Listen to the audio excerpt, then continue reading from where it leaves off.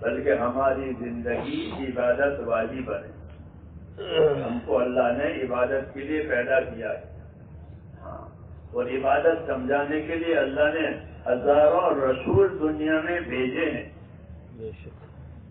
تاکہ وہ دنیا میں آ کر لوگوں کو اللہ کی عبادت اور اطاعت سمجھائیں. کیوں کہ اللہ کا راضی ہونا ضروری ہے. سب سے بڑی چیز کیا ہے کہ سب سے بڑی چیز اللہ کا راضی ہونا ہے. وَرِضْوَانٌ مِّنَ اللَّهِ أَكْبَرُ وَرِضْوَانٌ مِّنَ اللَّهِ أَكْبَرُ کہ اللہ کا راضی ہو جانا یہ سب سے بڑی بات ہے. کہ اللہ راضی ہو گیا کہ کام ہو گیا. عیسیٰ علیہ السلام سے کسی نے پوچھا کہ سب سے زیادہ خطرناک چیز، سب سے زیادہ ڈرنے کی چیز کیا ہے؟ تو عیسیٰ علیہ السلام نے یہ جواب دیا کہ اللہ کا ناراض ہونا، اللہ کا غضبناک ہونا. کہ اللہ غضبناک ہو گئے، اللہ ناراض ہو گئے کہ ساری حالت تہس نہس ہو جائے گی. کہ اللہ کی ناراضگی کہ طاقتوروں کی کمر توڑ دے گی. ہاں، اللہ نے کچھ ہم نے کتنوں کی کمریں توڑی ہے. قسمنا من قرية بطرت معيشتها فتلك مساكنهم کہ کتنے بستی والے ہیں جو اکڑ میں تھے. اللہ فرماتے ہیں ہم نے ان کی کمر توڑ دی، وہ قیامت تک نہیں اٹھیں گے. کمر ٹوٹ جاتی ہے تو جانور نہیں چل سکتا. انسان ہو کے جاندار ہو کیوں کمر ٹوٹ گئی. اللہ فرماتے ہیں ہم نے ان کی کمر توڑ دی ہے، اب وہ قیامت تک نہیں اٹھیں گے. یعنی ان کو تہس نہس کر دیا ہے اپنی قدرت سے. اس لیے عیسیٰ علیہ السلام فرماتے تھے کہ اللہ کا ناراض ہونا یہ سب سے زیادہ خطرناک ہے. آدمی کوئی حرکت ایسی نہ کرے کہ جس سے اللہ ناراض ہو. اللہ بہت بڑے ہیں، سب کچھ اس کا ہے، کسی کا کچھ نہیں ہے. سب کچھ اس کا ہے کہ اللہ کا. زمین ہو، آسمان ہو، ساری چیزیں اسی کی ہے، اسی نے پیدا کیا اور اسی کے فیصلے سے سب چیزیں چلتی ہے. کسی کا فیصلہ نہیں چلتا، اللہ کا فیصلہ چلے گا. جی ہاں، زمینوں میں، آسمانوں میں. زمین میں اللہ کی عبادت ہوگی، آسمانوں میں بھی اللہ کی عبادت ہوتی ہے. آسمانوں میں سب سے زیادہ عبادت ہوتی ہے. زمین میں تو گناہ بھی ہوتے ہیں، آسمانوں میں عبادت ہی ہوتی ہے. حدیث شریف میں ایک بالی جگہ بھی آسمان میں خالی نہیں ہے.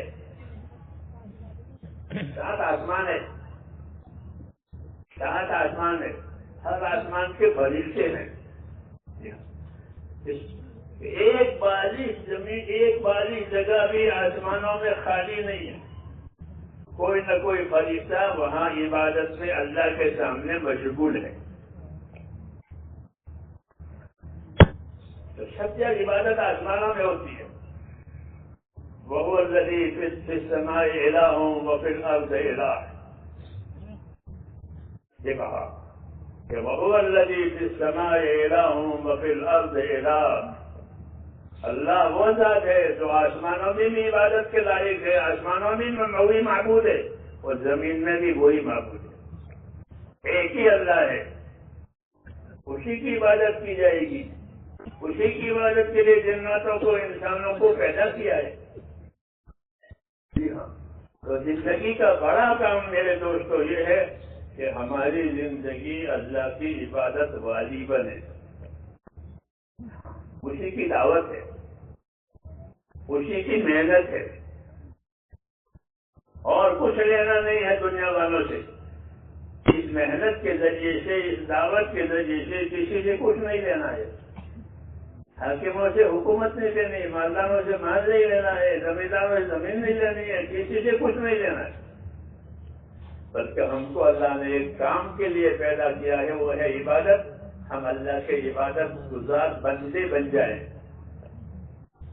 یہ مقصد ہے تبلیغ کا، اور یہ مقصد ہے دعوت کا کہ ہماری زندگی اللہ پر یقین والی اور اللہ کی عبادت والی بنے. اللہ پر یقین کہ جو ہوگا اللہ سے ہوگا, اللہ کے خیر سے کچھ نہیں ہوگا. موت ہو, حیات ہو, تندرستی ہو, بیماری ہو, محبت ہو, دشمنی ہو, جتنے حالات ہیں وہ سب اللہ پیدا کرے گا, کوئی کچھ نہیں کر سکتا. جو اللہ چاہے گا وہ ہوگا, جو نہیں چاہے گا وہ نہیں ہوگا. الا لہ الخلق والامر, فرمایا مخلوق بھی اس کی ہے, فیصلہ بھی اس کا ہے. مخلوق اللہ کی ہے, یہ سب پیدا کی اللہ نے, اور فیصلہ یہ فیصلہ بھی اللہ کا. اللہ کے مخلوق میں اللہ کا فیصلہ چلے گا, کسی کا نہیں چلے گا. اگر راحت کا فیصلہ کرے تو سب کو راحت مل جائے, مصیبت کا فیصلہ کرے تو سب پر مصیبت آ جائے. کسی کا نہیں چلے گا, اللہ کی چلے گی. یہ سمجھایا کہ سارے خزانے, ساری چابیاں وہ اللہ کے ہاتھ میں ہے. راحتوں کی ہو, مصیبتوں کی ہو, سب چیزیں کہ اللہ تعالیٰ کے قبضے میں ہے. کوئی چیز اللہ کی قدرت سے, قبضے سے باہر نہیں ہے. ایک پتا بھی گرتا ہے درخت سے تو اللہ کو معلوم ہے کہ فلاں درخت سے فلاں جنگل میں پتا گرا. فلاں اثر کو تو من ورقۃ الا یعلمها, کوئی پتا کسی طرح سے گرتا ہے تو اللہ کو معلوم ہے. ایسا اللہ کا علم ہے, سب چیزیں جاننے والے. دوسری اللہ کی قدرت ہے کہ اللہ کی قدرت سب چیزوں پر ہے. جتنی چیزیں پیدا کی ہے وہ سب چیزیں قدرت کے نیچے ہے. ان تمام چیزوں سے وہ ہوگا جو اللہ چاہے گا. ہوا سے, پانی سے, آگ سے, زمین سے, مال سے, کہ وہ ہوگا جو اللہ چاہے گا. جو اللہ نہیں چاہے گا وہ نہیں ہوگا. یہ تعلیم دی ہے ہم کو, یہ تعلیم دی ہے کہ جو چیز جو اللہ چاہے گا وہ ہوگا, اللہ نہیں چاہے گا تو نہیں ہوگا. جب یہ سب چیزیں اللہ کے ہاتھ میں ہیں تو کہ تم اپنا تعلق اللہ سے پیدا کرو. جب اس کے ہاتھ میں سب کچھ ہے تو اسی سے تعلق پیدا کرو. جس کے ہاتھ میں کچھ نہیں ہے اس کے پیچھے کیوں جاتے ہو؟ جس کے ہاتھ میں چابیاں ہیں اس کے پاس جاؤ. یہی میرے دوستوں دعوت اور تبلیغ کا مقصد ہے کہ ہمارا تعلق اللہ تعالیٰ سے صحیح ہو جائے. سمجھ نہیں نا بات؟ میری بات کو سمجھے کہ ہمارا تعلق اللہ سے صحیح ہو جائے, کہ اللہ ہم سے ناراض نہ ہو بلکہ اللہ ہم سے ہر وقت راضی ہو. یہ ضروری ہے. اچھا, اس کا فائدہ کیا ہوگا؟ اللہ راضی ہوں گے تو کہ اللہ راضی ہوں گے تو حالات صحیح ہو جائیں گے. آج لوگ حالات سے پریشان ہیں. ہاں, ہر طبقہ اپنے حالات سے پریشانیوں میں ہے. یہ کیوں؟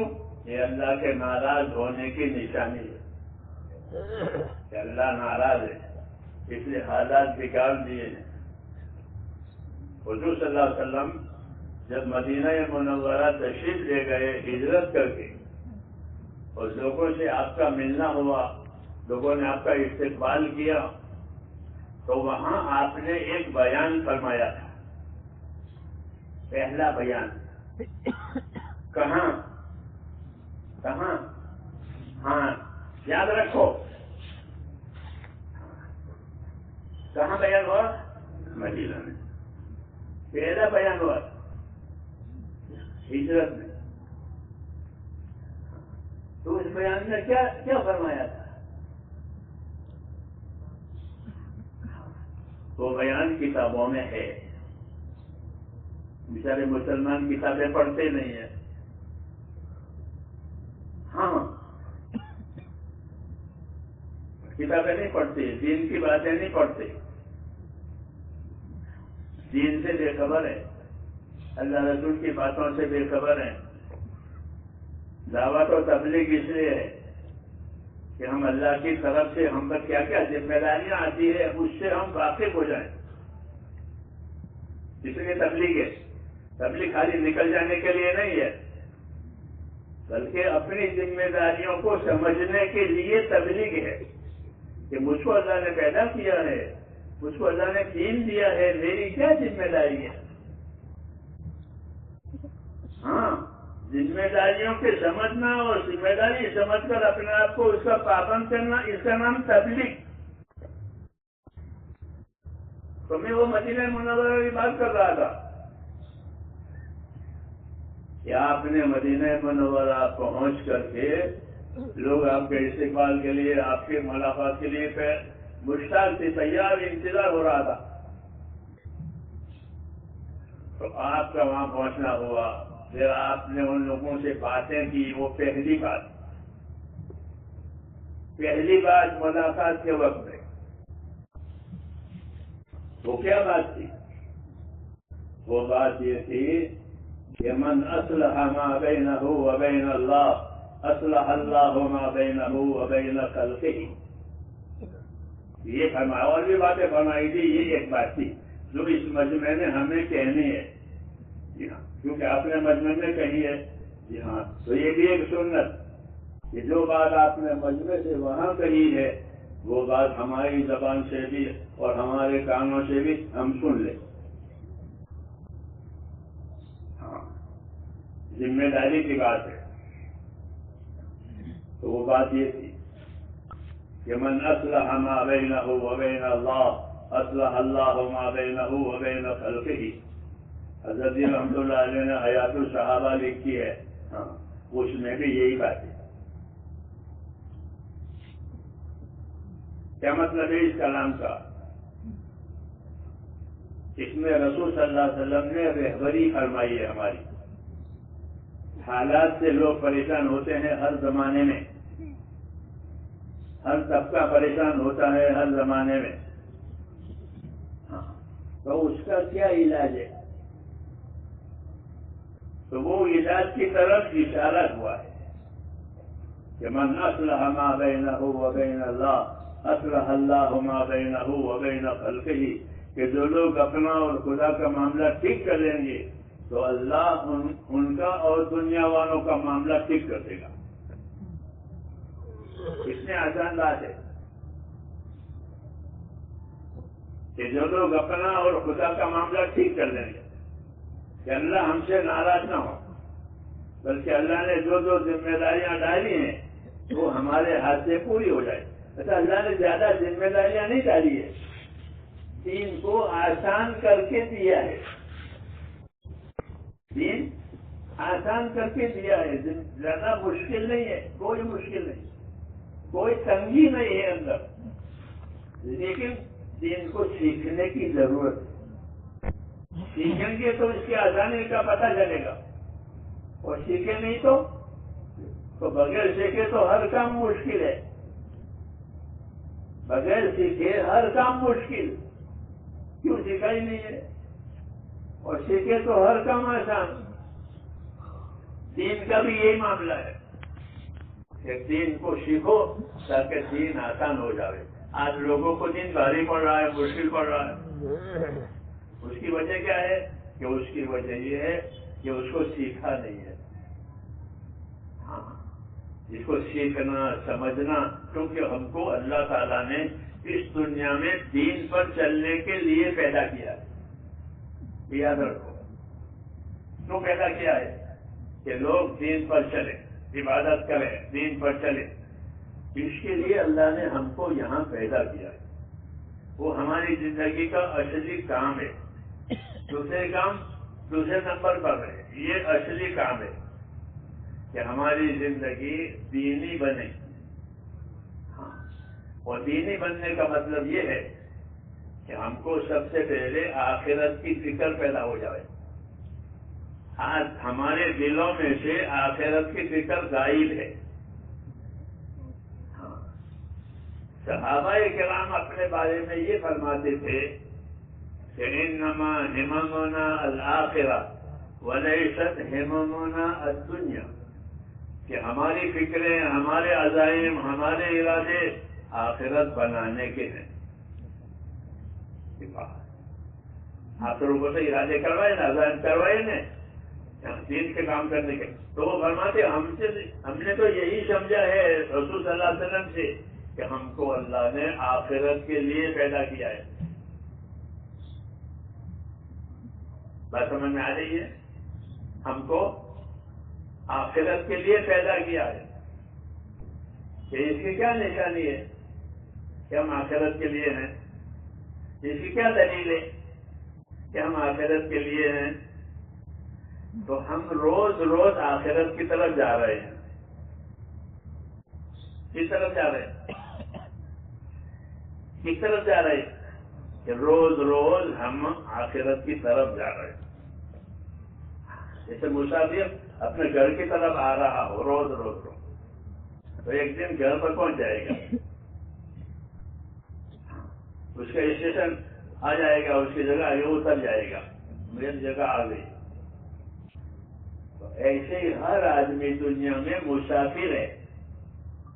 کہ کہاں کا مسافر ہے؟ کہ آخرت کا مسافر ہے. وہ روز روز آخرت کی طرف جا رہا ہے. ایک دن وقت آئے گا تو وہ اپنے آخرت میں اتر جائے گا. جیسے مسافر ریل میں آیا، ایک اس کا اسٹیشن آیا، اتر گیا. تو ہمارے نام حضور صلی اللہ علیہ وسلم کا یہی پیغام ہے. آپ نے ہم کو پیغام دیا ہے. پیغمبر ہے تو پیغام دیں گے، میسج دیں گے. پیغمبر ہے تو ہم کو پیغام دیا ہے. ہاں، وہ پیغام یہ ہے کہ ان الدنیا خلقت لکم وانکم خلقتم للآخرہ. یہ پیغام ہے. ہاں، آج کل تو میسج اور پیغاموں کی دنیا ہے نا کہ آپ کے نام یہ پیسے، یہ میسج ہے، یہ میسج ہے. تو ہم سب کے نام یہ میسج، یہ پیغام ہے. کیا پیغام ہے؟ ان الدنیا خلقت لکم وانکم خلقتم للآخرہ. اللہ نے دنیا کو تو تمہارے لیے پیدا کیا.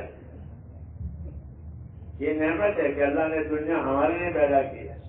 یہاں کا سونا، یہاں کی چاندی، یہاں کے کپڑے، یہاں کے پھل، یہاں کی زمین، یہ کس کے لیے ہے؟ ہمارے لیے، انسانوں کے لیے، اور کسی کے لیے نہیں ہے. تو یہ بشارت ہے، یہ خوشخبری اور انعام کی بات ہے کہ اللہ نے دنیا کو تمہارے لیے پیدا کیا ہے اور تم کو آخرت کے لیے پیدا کیا ہے. یہ پیغام ہے، یہ دعوت ہے. پہلے بشارت ہے، پھر دعوت ہے. پہلے بشارت اور خوشخبری بھی ہے کہ دنیا کو تمہارے لیے پیدا کیا ہے. چنانچہ دنیا کی ہر چیز سے آدمی فائدہ اٹھاتا ہے. کوئی چیز منع کرتی ہے؟ کوئی چیز دنیا کی آپ کو منع کرتی ہے؟ آپ جانوروں سے فائدہ اٹھاؤ تو جانور انکار نہیں کرے گا، کرے گا؟ ہاتھی سے فائدہ اٹھاؤ، ہاتھی تیار. جی ہاں، آگ سے فائدہ اٹھاؤ تو آگ تیار. پانی سے فائدہ ہو، پانی تیار. سمندر میں سفر کرو تو سمندر بھی انکار نہیں کرے گا. ہوا میں سفر کرو تو ہوا بھی انکار نہیں کرے گی. زمین پر سفر کرو، زمین پر کام کرو، زمین بھی انکار نہیں کرے گی. ہاں، یہ نظام ہے اللہ تعالیٰ کا کہ دنیا کی کوئی بھی چیز آپ کے کام سے انکار نہیں کرے گی. میری بات سمجھیں؟ جی ہاں، لوگ سمندروں سے موتی نکالتے ہیں، مچھلی نکالتے ہیں، سمندروں میں تجارتیں کرتے ہیں. ہاں، پانی میں، ہواؤں میں سفر کرتے ہیں، کاروبار کرتے ہیں. تو دنیا کی نعمتوں سے ہم فائدہ اٹھا رہے ہیں. کیوں؟ کہ دنیا کی نعمتوں کو اللہ نے ہمارے لیے بنایا. یہ بشارت ہے، یہ بشارت ہے کہ تمہارے لیے بنایا ہے. ہر چیز بعض چیزوں کا فائدہ ہم کو معلوم ہے، بعض چیزوں کا فائدہ ہم کو معلوم نہیں ہے، مگر وہ سب بنی ہے ہمارے لیے. سمجھ نہیں بات؟ سب چیزیں ہمارے لیے بنی ہے. بعض چیزوں کا فائدہ معلوم ہے، بعض چیزوں سے فائدہ اٹھانا جانتے ہیں، اور بعض چیزوں سے فائدہ اٹھانا نہیں جانتے، مگر ہے وہ ہمارے لیے، کسی اور مخلوق کے لیے نہیں. یہ اللہ کا اعلان ہے کہ حضور صاحب نے ہم کو سمجھایا ہے کہ دنیا کی ساری نعمتیں، ساری چیزیں تمہارے واسطے پیدا کیا اور ان کو پابند کیا ہے تمہاری خدمت کے لیے. یہ بات دنیا کی چیزوں کو تمہاری خدمت کے لیے پابند کر دیا. وَسَخَّرَ لَكُم مَّا فِي الْأَرْضِ جَمِيعًا، ایک آیت میں اس طرح ہے کہ وَسَخَّرَ لَكُم مَّا فِي الْأَرْضِ جَمِيعًا، کہ زمین کی تمام چیزوں کو تمہارے کام میں لگایا ہے. کوئی چیز تمہارے کام سے انکار نہیں کرے گی. زمین پر گھر بناؤ، گھر بن جائے گا. جی ہاں، سفر کرو، چلو، زمین انکار نہیں کرے گی. جی ہاں، یہ کہا کہ زمین کی چیزیں تمہارے کام میں لگائی. وَسَخَّرَ لَكُم مَّا فِي السَّمَاوَاتِ وَالْأَرْضِ جَمِيعًا، تو کیا کہ تمہارے لیے زمین اور آسمان کی چیزیں تمہارے کام میں لگائی ہے. چاند اور سورج اور ستارے اور کون کون، یہ سب تمہارے کام میں ہے. تو یہ سب اللہ تعالیٰ کے انعامات ہیں، اکرام ہے جو ہمارے ساتھ ہے. اب سوال یہ پیدا ہوتا ہے کہ ساری چیزیں تو ہمارے لیے بنی ہے، ہم کس کام کے لیے بنے؟ ہم کس کام کے لیے بنے؟ ہم اس کام کے لیے کہ ساری چیزوں سے فائدہ اٹھے، روٹی کمائیں کھائیں، روٹی کما کے کھاؤ، پیٹ بھرو. یہ ہے ایسا نہیں ہو سکتا کہ ساری چیزوں کو تو تمہارے کام میں لگائے اور تم کو نکم میں بنائے، کھا پی کے پھرو. ایسا ہو نہیں سکتا. اللہ حکمت والا ہے، اللہ کی حکمت کے خلاف ہے. اس لیے کہا ساری چیزوں کو تو تمہارے کام میں لگایا ہے، تمہارے پیدا کی ہے، اور اللہ نے تم کو اپنے لیے پیدا کیا ہے. یہ ہماری عزت ہے کہ اللہ نے ہم کو اپنے کام کے لیے، خدا کے کام کے لیے ہم پیدا ہوئے. ہاں، اللہ کے کام کے لیے ہم پیدا ہوئے، باقی چیزیں ہمارے کام کے لیے. یہ سمجھایا جاتا ہے کہ اللہ نے ہم کو اپنے کام کے لیے پیدا کیا ہے. اس لیے اللہ تعالیٰ نے قرآن کریم میں یہ بات واضح طور پر فرما دی کہ میں نے تمام جناتوں کو، تمام انسانوں کو میری عبادت کے لیے پیدا کیا ہے. عبادت کے لیے پیدا ہوئے ہیں. اللہ نے اپنی عبادت کے لیے ہم کو پیدا کیا ہے، باقی چیزوں کو ہماری خدمت کے لیے بنایا ہے. یہ احسان ہے اور اکرام بھی ہے کہ اللہ نے اپنے کام کے لیے ہم کو بنایا اور ہمارے کام کے لیے ساری چیزیں بنائی. تو کتنا بڑا انعام ہے. اس لیے میرے دوستو، اللہ تعالیٰ نے ہم پر جو اکرام کیا ہے وہ یہ کیا ہے کہ عبادت کے لیے پیدا کیا ہے، اور عبادت کرنا یہ ہماری زندگی کی ذمہ داری ہے. عبادت کرنا کیا ہے کہ ہماری زندگی کی ذمہ داری ہے. یہ دنیا جو اللہ نے پیدا کی ہے یہ ذمہ داریوں کے پورا کرنے کے لیے بنائی ہے. خواہشوں کے پورا کرنے کے لیے، منچاہیوں کے لیے دنیا نہیں بنی ہے. ہاں، اس کا ایک وقت مقرر کیا ہے اللہ نے. اس کا دنیا کی دو قسمیں ہیں. ایک دنیا ہر آدمی کی ذاتی زندگی، یہ اس کی دنیا، پیدائش سے لے کر موت تک ہر آدمی کی، یہ اس کی دنیا. اور ایک پورے عالم کی، پورا عالم، تمام جنات، تمام انسان، یہ دنیا. دونوں کے لیے وقت مقرر ہے. ہمارے لیے وقت مقرر ہے کہ ہر آدمی اپنی موت تک رہے گا. جب موت آئی ختم ہو گیا. یہ انفرادی. اور ایک اجتماعی موت کہ تمام دنیا کو اللہ تعالیٰ ایک وقت ختم کریں گے. کوئی بچے گا نہیں. وہ اجتماعی موت ہے, یہ انفرادی موت ہے ہر آدمی کی. ہر آدمی کی انفرادی موت اس کی انفرادی قیامت ہے. جو مرا اس کی قیامت قائم ہو گئی, جو مرا اس کی قیامت قائم ہو گئی. من مات فقط قامت قیامت ہو, جو مرا اس کی قیامت قائم ہو گئی انفرادی. اور اجتماعی قیامت آئے گی جب انفرادی دور ہو گئی. یہ اجتماعی ہے. سمجھ نہیں اجل مسمہ کہتے ہیں مقررہ دو.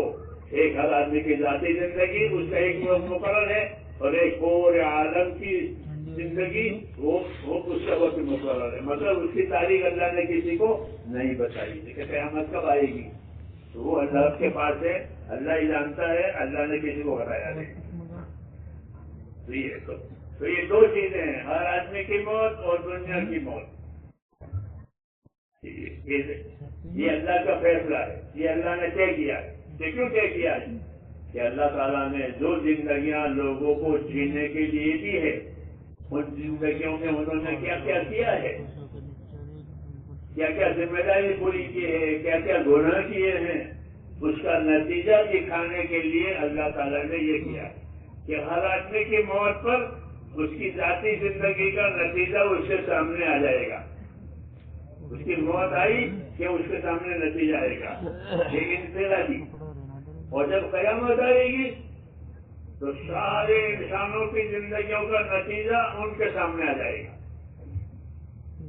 یوم تبلی السرائر, یہ قیامت کے دن وہ دن ہوگا کہ تمام چھپی چیزیں کھل جائیں گی. کس نے کیا کیا ہے؟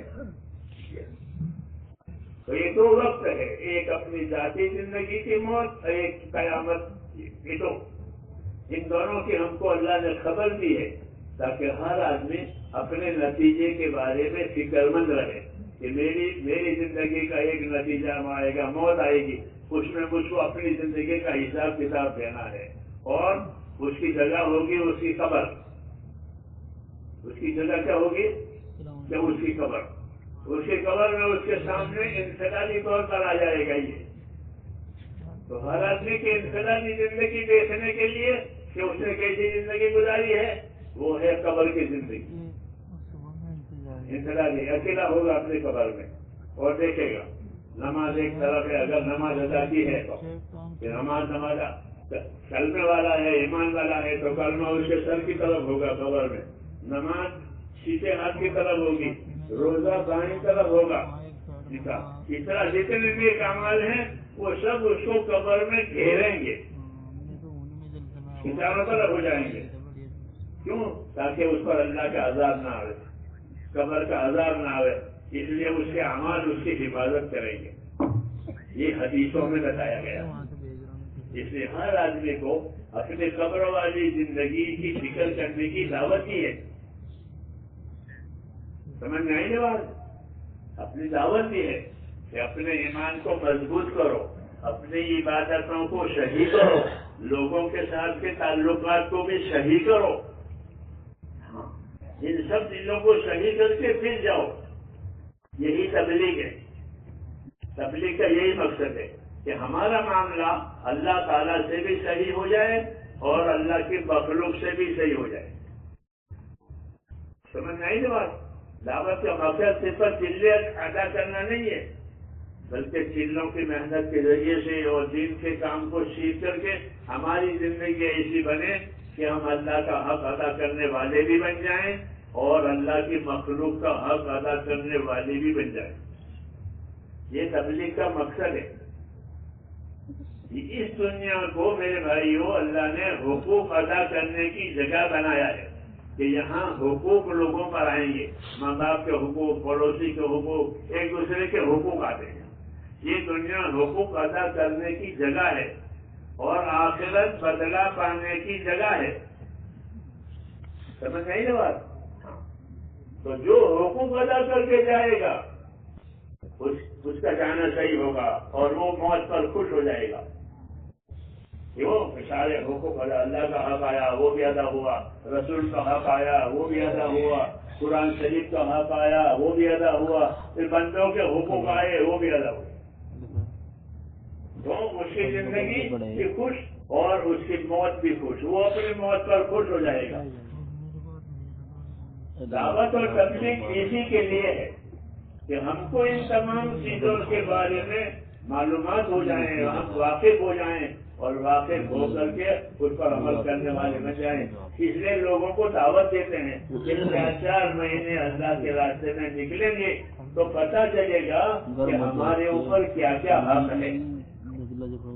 ابھی تو اپنی ضرورت جانتے ہیں، راحت جانتے ہیں اور کچھ نہیں جانتے۔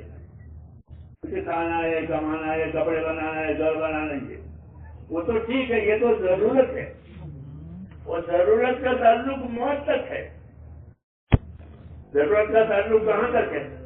کہ موت تک۔ موت آئی تو کہ تمام ضرورتوں کا مسئلہ ختم ہو گیا، اب کوئی ضرورتیں نہیں، ختم۔ لیکن جو چیز ختم نہیں ہوگی وہ تو موت کے بعد ظاہر ہوگی۔ ہاں، جو چیز موت کے بعد ظاہر ہوگی وہ ختم نہیں ہوگی۔ جی ہاں، اس لیے ہر آدمی کو پابند کیا گیا ہے کہ وہ اپنی موت کے بعد آنے والی زندگی کے بارے میں فکر کرے۔ وَلْتَنْظُرْ نَفْسٌ مَّا قَدَّمَتْ لِغَدٍ، وَلْتَنْظُرْ نَفْسٌ مَّا قَدَّمَتْ لِغَدٍ۔ ہر آدمی سوچا کرے کہ میں نے آنے والی زندگی کے لیے کیا تیاری کی ہے۔ ایک زندگی مجھ کو ابھی بھی ہے، ماں کے پیٹ میں سے نکال کر، پھر ایک دنیا میں سے نکال کر قبر میں، اور قبر میں سے نکال کر قیامت میں، اور قیامت میں سے نکال کر آخرت میں۔ یہ زندگی بہت لمبی ہوگی۔ موت سے لے کر قیامت تک کا زمانہ بہت لمبا ہے۔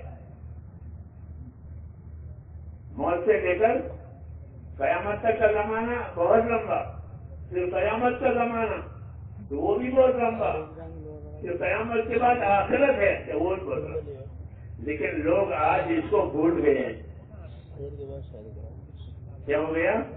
یہ بھول گئے ہیں، حالانکہ یہ بات ہر آدمی کے سامنے آنے والی ہے، کوئی اس سے بچے گا نہیں۔ یہ دور ہر ایک کے سامنے۔ تو دعوت اور تبلیغ کے ذریعے سے میرے دوستوں یہ بات چاہی جاتی ہے کہ ہر مسلمان اپنی آخرت کے بارے میں فکر کرے، اور آخرت کی تیاری کرنے کے لیے اللہ نے ہم کو دین دیا ہے۔ کیا دیا ہے؟ جیسے دنیا کے گزارے کے لیے مال دیا ہے، دنیا میں گزارے کے لیے مال دیا ہے، ایسے ہی آخرت کی زندگی میں کامیاب کرنے کے لیے دین دیا ہے۔ اس لیے وہ دین اپنی زندگیوں میں لانا ہے۔ ایک تو دین کو جاننا ہے، وہ الگ ہے، اور ایک اپنی زندگی میں لانا ہے کہ دین ہماری زندگیوں میں آئے۔ اس طرح دوا اندر جائے، بدن میں جائے تو وہ فائدہ دے گی، اور باہر ہے وہ تو فائدہ نہیں۔ یہ دوا اس کام کے لیے، دوا اس کام کے لیے، یہ تو ہے، لیکن وہ جب اندر جائے گی تو وہ نفع دے گی۔ آنکھ کی دوا آنکھ کو نفع دے گی، پیٹ کی دوا پیٹ کو دوا۔ اسی طرح میرے بھائیوں یہ چاہا جائے کہ دین ہماری زندگیوں میں آ رہے تو پھر وہ دین ہم کو فائدہ دے گا، اور دین باہر ہے تو جیسے دوا باہر ہے تو دوا باہر ہے تو کیا فائدہ ہوگا؟ اور دوا آنکھ کی دوا آنکھ میں گئی، آنکھ ٹھیک ہو جائے گی۔ اس لیے مولانا یوسف صاحب رحمۃ اللہ علیہ ایک مثال دیتے تھے کہ جس طرح دواؤں کا اندر جانا ضروری ہے فائدہ حاصل ہونے کے لیے، ایسے دین کا زندگیوں میں آنا ضروری ہے۔ سب سے پہلے ایمان دلوں میں آوے، ایمان دلوں میں آوے، لا الہ الا اللہ محمد الرسول اللہ، یہ ہمارا ایمان ہے کہ نہیں اس کلمے کو پڑھا کرو، حدیثوں میں اس کلمے کو کثرت سے پڑھا کرو، کم سے کم روزانہ 100 مرتبہ پڑھے اس کو۔ کتنا مرتبہ؟ تو کیا ملے گا؟ ہاں یہ بھی جاننا ضروری، کیونکہ آدمی نے مجھے کیا ملے گا تو شوق ہوگا اس کو، اور یہ کہ کیا لینا کیا دینا، تو کہ روزانہ جو آدمی لا الہ الا اللہ کو 100 مرتبہ پڑھے گا تو کل قیامت میں وہ اس طرح اٹھے گا کہ اس کا چہرہ 14 رات کے چاند کی طرح چمکدار ہوگا۔ کتنی بڑی بات ہے 100 مرتبہ پڑھنا مشکل ہے؟ لا الہ الا اللہ، لا الہ الا اللہ، لا الہ۔ جی ہاں، تو اس کا یہ فضیلت بتائی کہ جو اس کو پڑھیں گے تو وہ قیامت وہ قبر سے اس طرح اٹھیں گے جس سے اللہ چاند کی طرح روشن ہوگا۔ ایک مرتبہ حضور صلی اللہ علیہ وسلم کے پاس جبریل آئے تو آپ کو اداس دیکھا کہ آپ اداس ہیں، میری بات سمجھے نا، غم میں ہیں۔ تو آپ نے جبریل نے پوچھا آپ کو کیا غم ہے، آپ کیوں اداس ہیں؟ آپ نے فرمایا مجھ کو میری امت کا غم ہے، مجھ کو میری امت کا غم ہے کہ میری امت کا کیا ہوگا، اس لیے میں اداس ہوں۔ کیوں بھائی میری بات سن رہے ہیں یا سو گئے بیٹھے بیٹھے؟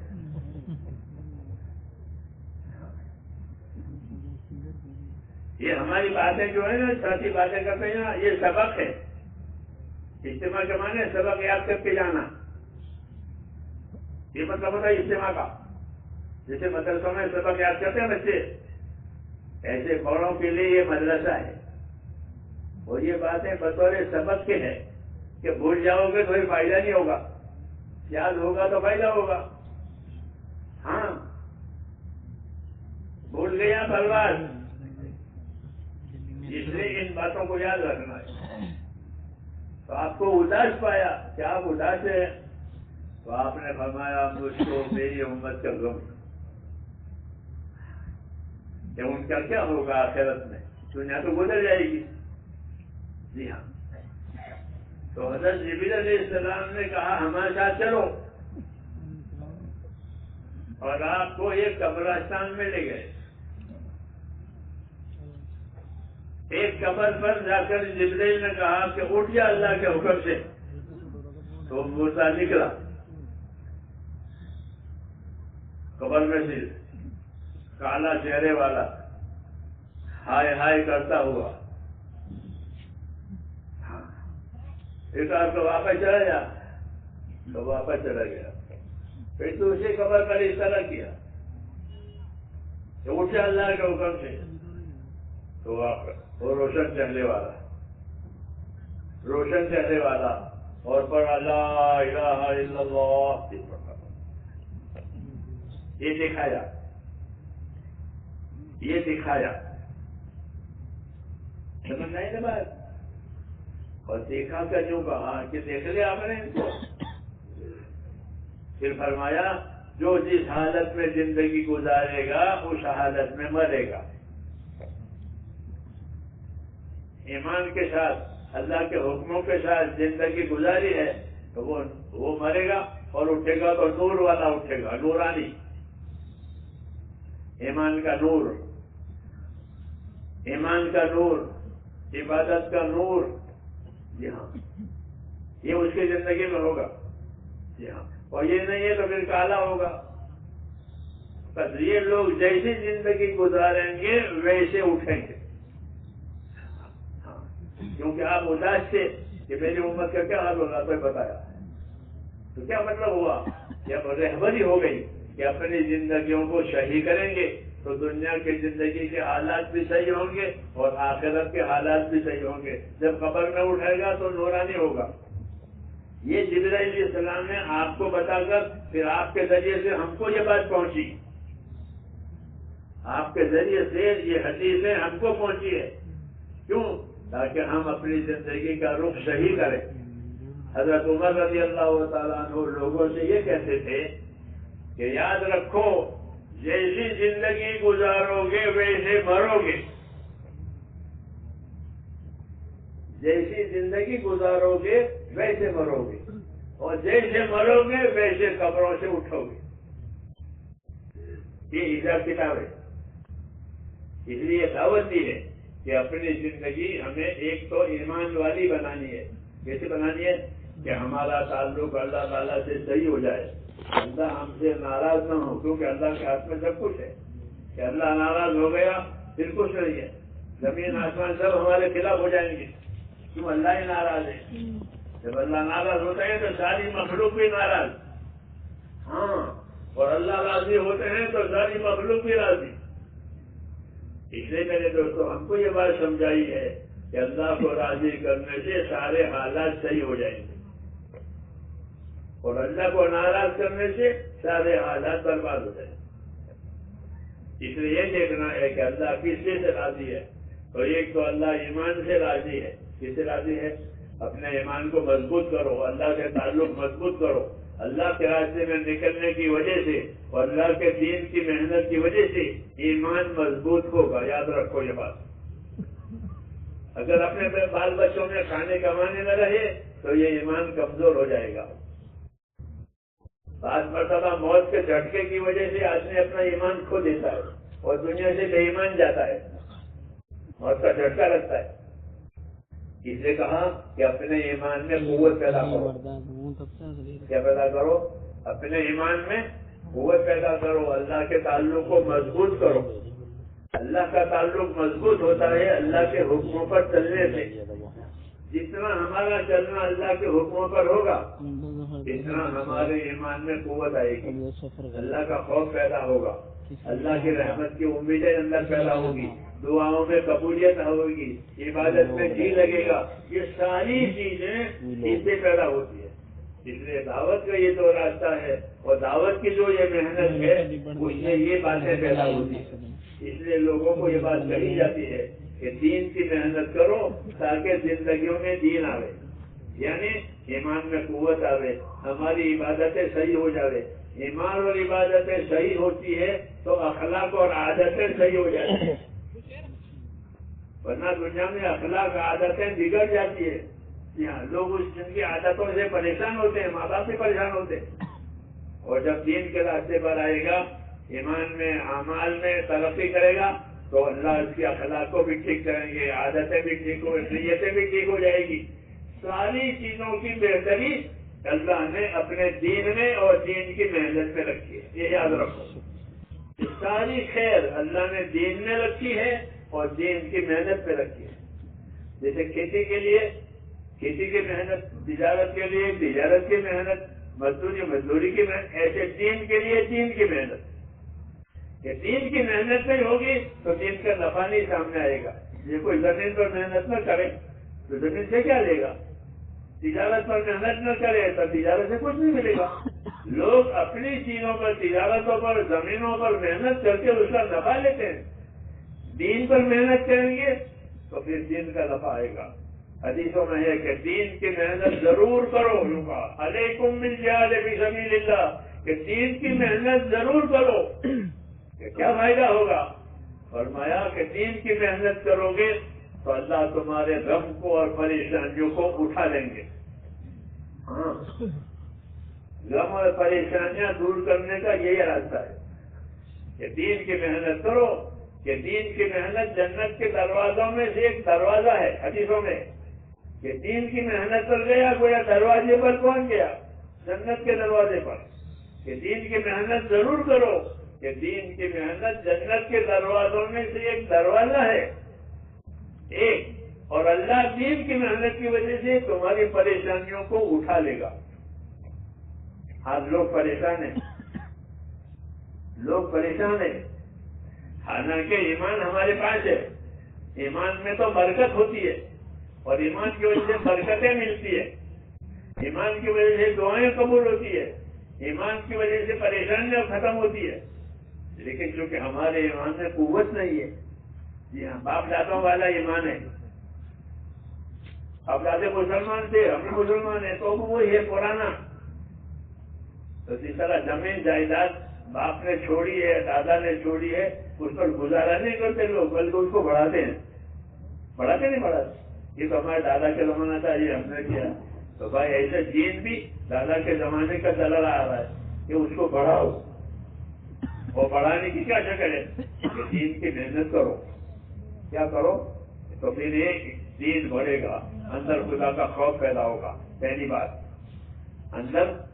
اور جس کے دل میں خدا کا خوف پیدا ہوا وہ برائیوں سے بچ جائے گا اللہ کے خوف کی وجہ سے۔ ہاں، خوف نہیں ہے تو آزاد ہو جاتا ہے، ڈرتا نہیں ہے. اس لیے اللہ کا خوف پیدا کرنا ضروری ہے تاکہ اللہ کی نافرمانی سے بچے, اللہ کی سزا سے بچے. تو اللہ کا خوف پیدا کرنے کا راستہ بھی یہی ہے کہ اللہ کے راستے میں پھرے اور اللہ کی باتیں سنیں. اللہ کی دو قسم کی باتیں ہوگی. ایک بات اللہ کی یہ ہوگی کہ فلاں عمل نیک ہے, اس لیے کرو گے تو کیا ملے گا, فلاں عمل برا ہے اس کی کیا سزا ہوگی. یہ باتیں اللہ کے راستے میں نکل کر سنائی جاتی ہے کہ نیک عمل پر اللہ کیا کیا دیں گے اور گناہ والے عملوں پر اللہ کیا کیا سزا دیں گے. یہ اللہ کے راستے میں نکل کر سنائی جاتی ہے یہ باتیں. اس سے اندر قوت پیدا ہوتی ہے, خوف پیدا ہوتا ہے. اس کو فضائل کہتے ہیں.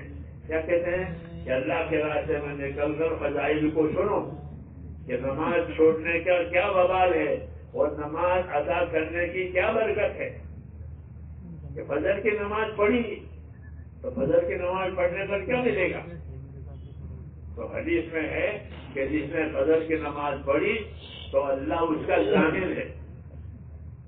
کوئی آدمی کیس میں مقدمے ہو کر ضمانت پر چھوڑاتے ہیں اس کو, چھوڑاتے نہیں, ضمانت پر چھوڑو اس کو.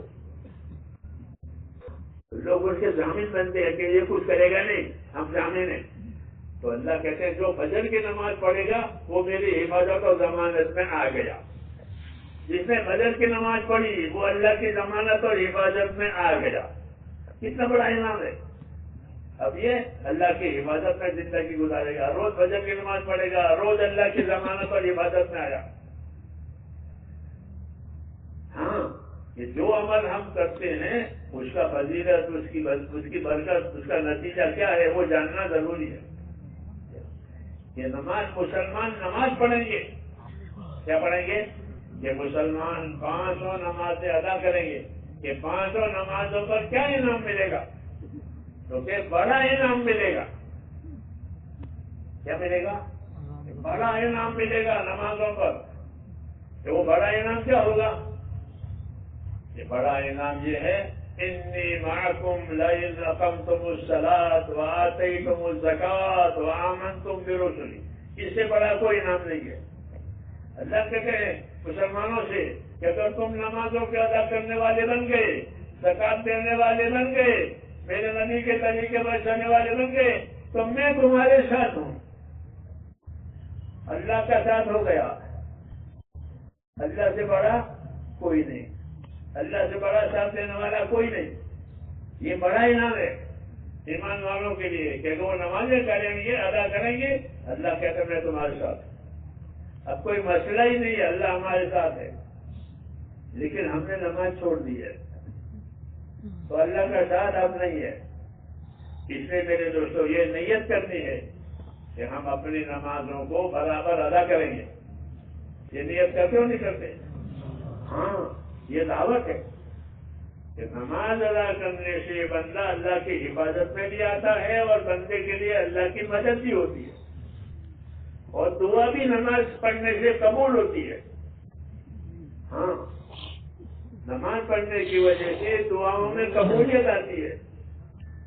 اس لیے ہم کو اس کا حکم ہے اور یہ بڑا انعام ہے کہ انی معکم لئن اقمتم الصلاۃ وآتیتم الزکاۃ وآمنتم برسلی, کہ میں تمہارے ساتھ ہو جاؤں گا مدد کے لیے جب تم نمازیں قائم کرو گے, زکاتیں دو گے, رسول کے طریقے پر چلو گے. ہاں, اللہ نے مال دیا ہو تو زکات دے, تندرستی دی ہے تو نمازیں ادا کریں, اور نماز ایسی ادا کرے کہ جو اللہ کو پسند آئے. ایک تو سر سے اترتی, کیسی سر سے اترتی تو اتر گئی, یہ نہیں سر سے اترتی نہیں. نماز نور والی, کیسی نماز نور والی. حدیث میں الصلاۃ و نور, نماز کہ نماز میں نور ہے, نماز میں نور ہے. دنیا میں ان آنکھوں سے نماز کا نور نظر نہیں آئے گا, یہ بتا دیتے ہیں آپ کو. ہاں, ان آنکھوں سے وہ نور نظر نہیں آئے گا. اس کے دیکھنے کے لیے دوسری نظر ملے گی. تو ہر آدمی قبر میں اپنی نماز کا نور دیکھے گا اگر ادا کی ہے تو. ادا کی ہے تو نماز کا نور وہ اپنی قبر میں دیکھے گا، کیونکہ الصلاۃ نور، نماز میں روشنی ہے، نماز میں نور ہے، نماز میں روزی کی برکت ہے، نماز میں دعا کی قبولیت ہے، یہ سب نماز کے فائدے ہیں۔ اس لیے میرے دوستوں، ہماری زندگی کی ذمہ داریوں میں سے یہ ہے کہ ہم اپنی نمازوں کو صحیح پڑھیں۔ کیا کریں؟ صحیح پڑھیں۔ غلط کوئی چیز ہوتی ہے اس کی کوئی قیمت آتی نہیں ہے، جو چیز صحیح ہوتی ہے اس کی قیمت ملتی ہے، چھوٹی چیزیں ہیں اس کی قیمت نہیں ہوتی۔ اس لیے ہماری ذمہ داری ہے اللہ کے راستے میں نکل کر اپنی نمازوں کو صحیح کریں۔ بڑا فائدہ یہ ہے اللہ کے راستے میں نکلنے کا کہ آدمی اللہ کے راستے میں نکل کر نمازی بن جاتا ہے۔ کیا بن جاتا ہے؟ نمازی بن جاتا ہے۔ اچھی طرح 40 دن لگائے تو نمازی ہو گیا۔ 200 نمازیں پڑھے گا چلے میں، کتنی نمازیں ہوتی ہیں چلے کی؟ 200 نمازیں پڑھی، 200 نمازوں کا نور ملا۔ جی ہاں، اندر یہ تو اب راستہ اس روشنی میں اس کو سوجے گا، جیسے روشنی ہوتی ہے تو راستہ سوجتا ہے، اس طرح وہ نور ہوگا تو آدمی دنیا میں صحیح راستے پر چلے گا، غلط راستے سے اپنے آپ کو بچا لے گا۔ اور نماز نہیں ہے تو وہ اندھیرے میں ہے، گناہوں میں ہے۔ اس لیے کہا نماز برائیوں سے روکتی ہے، گناہوں سے روکتی ہے۔ اس لیے میرے بھائیوں، ایک ذمہ داری تو ہماری یہ ہے کہ ہم اپنی نمازوں کو اہتمام سے ادا کریں۔ نماز میں اہتمام، جیسے شادیوں کے اہتمام کرتے ہیں لوگ، شادی ہے ہونے والی ہے 1 مہینے پہلے، ایسے نمازوں کا اہتمام کریں۔ اہتمام کرنے میں یہ بھی ہے کہ نمازوں کو سیکھیں۔ کیا کریں؟ سیکھیں نمازوں کو۔ اور نماز سیکھنے کا بہترین راستہ وہ ہے تبلیغ میں نکلنا۔ یہ جو تبلیغ میں نکل گیا انشاءاللہ اس کی نمازیں صحیح ہو جائیں۔ اگر وہ سیکھے تو ایک دوسرے کو سناوے، سیکھے، سکھاوے۔ جی ہاں، اللہ کے راستے میں نکلنے کی یہ برکت ہے کہ آدمی بے نمازی تھا، نمازی ہو گیا۔ کیا ہو گیا؟ کہ نمازی ہو گیا۔ نماز اس کو مل گئی اللہ کے راستے میں۔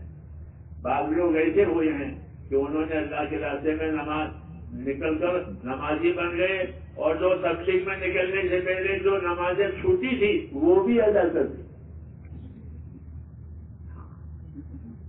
ایسے اللہ توفیق دیتے ہیں۔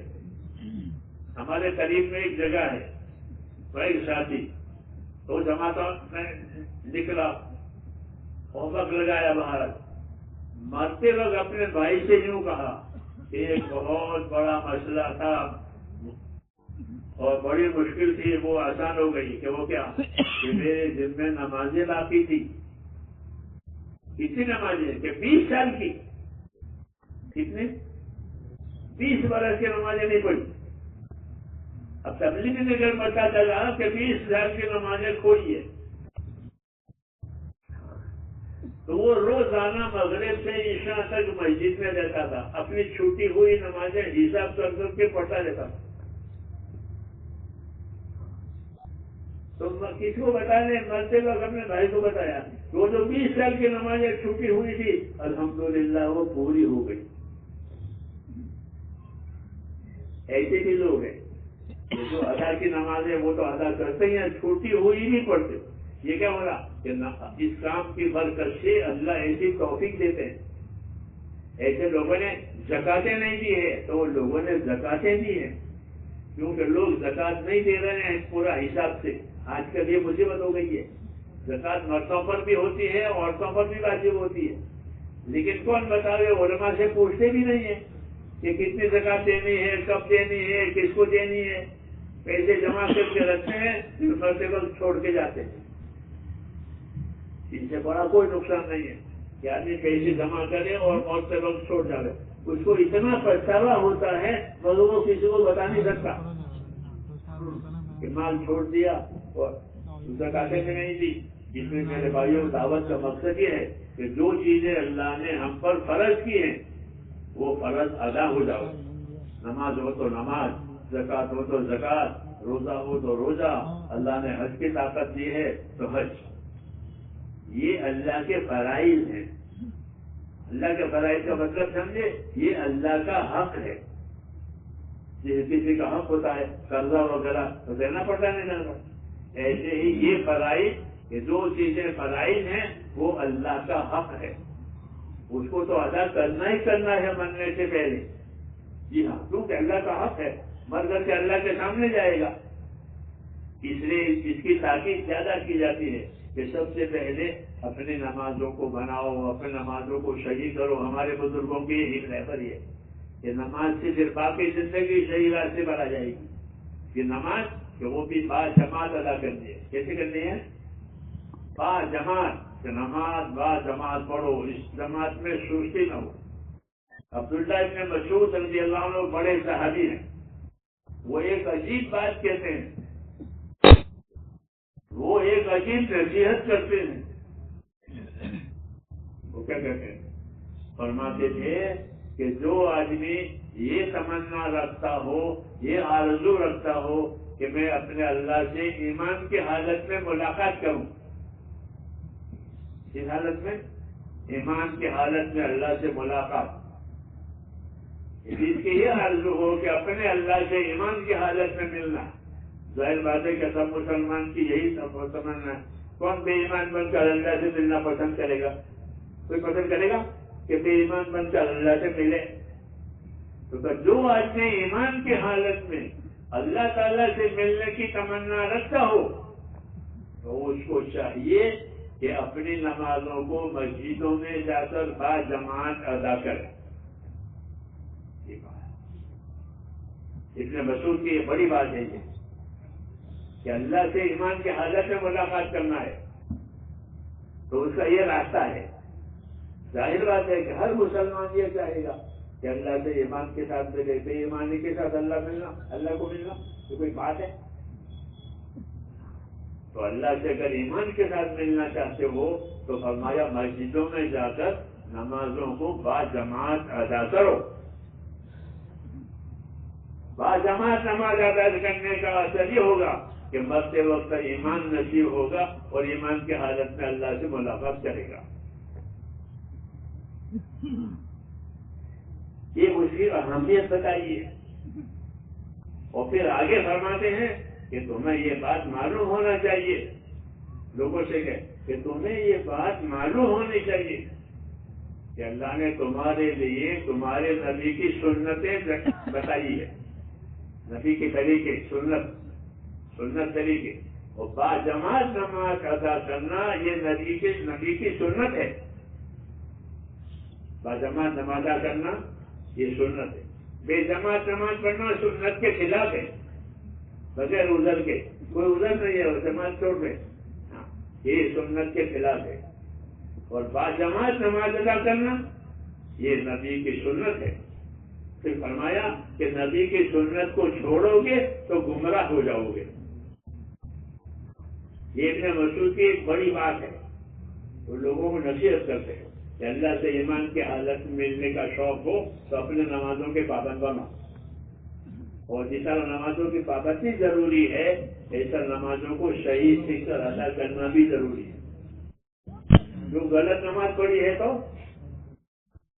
پڑھتے ہو نا فضائل میں کہ غلط نماز پڑھی ہے تو منہ پر مار دیتے. ہاں، اور صحیح پڑھی ہے تو وہ نور بن کر اوپر جاتی ہے. اور نمازی کو دعا دیتی ہے وہ نماز کہ اللہ تیرا بھلا کرے، تو نے مجھے سنبھالا، اللہ تجھے سنبھالے. تو نمازیں دعا دیتی ہے. یہ فضائل میں ہے. اس لیے میرے بھائیوں ایک ذمہ داری ہماری بڑی ہے کہ ایمان کا کلمہ بھی پڑھتے رہیں اور نمازوں کا اہتمام بھی کرتے رہیں کہ نماز پوری زندگی پر اثر ڈالے گی. ہاں، پوری زندگی نماز کی وجہ سے صاف ہو جائے گی. بلکہ نماز اگر صحیح ہوئی تو مال کا خرچ کرنا بھی زندگی میں صحیح ہو جائے گا. علماء نے لکھا ہے کتابوں میں کہ جس کی نمازیں صحیح ہو جائیں گی تو اس کا مال کا خرچ کرنا بھی صحیح ہو جائے گا. وہ مال فضول نہیں اڑائے گا، اپنے مال کو فضول نہیں اڑائے گا. ہاں، اگر نماز صحیح ہوئی ہے تو بلکہ وہ اپنے مال کو حقوق ادا کرنے میں لگائے گا. کہ مال سے اللہ نے مال پر جو جو حقوق قائم کیے ہیں اس مال سے وہ حقوق ادا کرے گا. مال خرچ کرنے کے بجائے ہی کمائے گا نمازوں کی وجہ سے. اس لیے نمازوں کو اپنی زندگی میں لانا، جی ہاں، یہ زندگی کی بڑی ذمہ داری ہے، کلمہ نماز. دوسرا کہ اللہ تعالیٰ نے ہماری زندگی بنائی ہے مسلمانوں کی، کہ مسلمانوں کی زندگی کیسی ہونی چاہیے، کہ مسلمانوں کی زندگی بھائی والی ہونی چاہیے، وہ ایک دوسرے کے بھائی ہیں. اس لیے انصاف سے زندگی گزارو، یہ حکم ہے. کونوا قوامین بالقسط، کہ انصاف کے ساتھ ہمیشہ قائم رہو. انصاف کے ساتھ قائم رہنے کا کیا مطلب ہے؟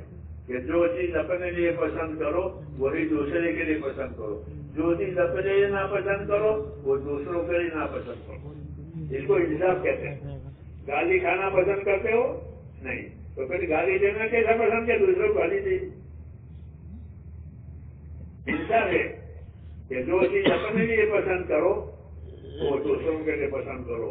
ہاں، جو چیز اپنے لیے ناپسند کرو دوسروں کے ناپسند. اس سے زندگیوں میں انصاف آئے گا. کیا آئے گا؟ انصاف. یہ بات میں اپنے لیے پسند نہیں کرتا، دوسروں کے لیے کیسے پسند کرتا. دودھ، پانی ملا ہوا دودھ پسند کرو گے یا خالی دودھ پسند کرو گے؟ یا خالی دودھ پسند کریں گے. جب پانی ملا ہوا تو اپنا لیے پسند نہیں کرتے، تو دوسروں کے لیے پانی ڈال کے دودھ دینا کیسے پسند کرو گے؟ یہ قاعدہ بتایا کہ جو چیز اپنے لیے ناپسند کرو وہ دوسروں کے ناپسند، جو چیز اپنے لیے پسند کرو، اس سے سارے معاملات صاف ہو جائیں گے، انصاف قائم ہو جائے گا. یہ دعوت اور تبلیغ میں یہ بھی ہے کہ جو چیز اپنے لیے پسند کرو وہی اپنے گھر کے لیے پسند کرو، جو چیز اپنے لیے ناپسند کرو دوسروں کے لیے بھی ناپسند کرو.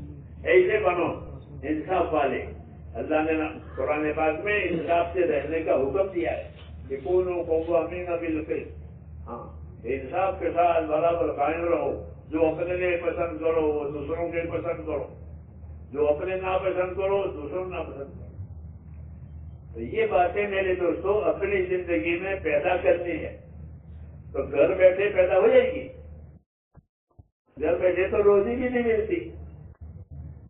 روزی کمانے کے لیے بازار میں جاتے ہیں، روزی کمانے کے لیے ملکوں میں جاتے ہیں. ہاں، روزی روٹی کے لیے دفتروں میں جاتے ہیں، نوکریاں کرتے ہیں. یہ روزی، گھر بیٹھے تو روزی بھی نہیں ملتی. تو جب گھر بیٹھے روزی نہیں ملتی تو دین اور ہدایت کیسے ملے گی؟ بیٹھے بیٹھے کہ بیٹھے بیٹھے کچھ نہیں ہوتا. جناب رسول اللہ صلی اللہ علیہ وسلم نے ہم پر احسان کیا ہے. کیا احسان کیا؟ کہ ہم کو حرکت دی ہے. کیا دیا ہے؟ امت کو حرکت دی ہے کہ امت حرکت میں رہے، بیٹھے نہیں. لیکن کون سی حرکت؟ کہ دینی حرکت. کسی دینی حرکت میں رہنے سکتے. کیوں منع ہے؟ کیوں منع ہے؟ تو بھائی وجہ یہ ہے کہ اللہ نے ہماری زندگی عبادت کے لیے بنائی ہے. یہ بتایا اللہ نے کہ ہم نے انسان جناتوں کو اور انسانوں کو عبادت کے لیے پیدا کیا. زمین پر انسانوں سے پہلے جنات تھے اور اب بھی ہیں. اسی طرح ہم بھی ہیں انسان. ان دونوں قسموں کو اللہ نے عبادت کے لیے پیدا کیا ہے. ان کی زندگی کا مقصد ہی عبادت ہے. تو یہ بتایا کہ ہماری زندگی کا مقصد عبادت ہے. ظاہر بات ہے کہ جب زندگی عبادت کے لیے دی ہے تو اس زندگی میں زندگی کی حفاظت کرنی پڑے گی تاکہ عبادت کر سکے. اگر بیمار ہو گیا تو کیسے عبادت کرے گا؟ اس لیے علماء نے لکھا ہے کہ آدمی اپنی تندرستی کی حفاظت کرے تاکہ اللہ کے فرائض ادا ہو جائیں. کیونکہ بیمار ہوگا تو کیسے نماز پڑھے گا؟ بیمار ہوگا تو کیسے روزے رکھے گا، بیمار ہوگا تو کیسے حج کرے گا؟ یہ ساری چیزیں تندرستی سے ادا ہوتی ہے. ہاں، ورنہ بیماری میں وہ معذور ہو جاتا ہے، لاچار ہو جاتا ہے. اس لیے ہم کو یہ دعوت دی ہے.